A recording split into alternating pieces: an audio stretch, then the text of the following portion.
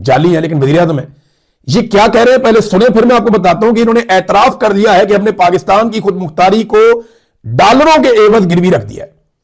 इससे पहले पाकिस्तान के किसी वज़ीर-ए-आज़म ने इस तरीके से यह एतराफ नहीं किया था जो एतराफ शहबाज शरीफ ने कर दिया। एक दिन पहले फील्ड मार्शल ने कहा कि हमें अपनी फिक्री तब्दीली नागुज़ीर है हमारे अंदर हर सतह पे, और अब शहबाज शरीफ साहब क्या एतराफ कर रहे हैं जरा सुने पहले आप। मैं यहां पर बगैर किसी लगी लगती के आपको बताना चाहता हूं कि मैं भी और खामोशी के साथ फील्ड मार्शल हम कई ममालिक में गए और उनसे कहा कि IMF का प्रोग्राम है, ये हमारा एक्सटर्नल गैप है, आप इतने बिलियन डॉलर दे दें, आप इतने बिलियन डॉलर दे दें। मैं उन ममालिक का, उन दोस्त ममालिक का बेहद शुक्रगुजार हूं कि जिन्होंने हमारी पजीराई की।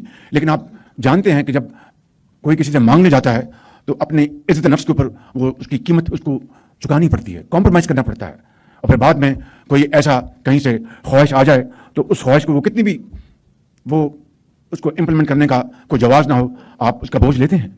तो मैं समझता हूं कि ये वो हालात हैं जिनसे हम गुजरे फिर इन ममालिक में। जी नाज़रीन, ये समझ आ गई आपको शहबाज शरीफ साहब क्या कह रहे हैं?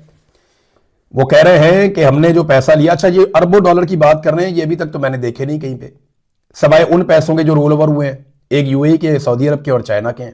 और किसने अरबों डॉलर दिया जरा बता दें हमें आप।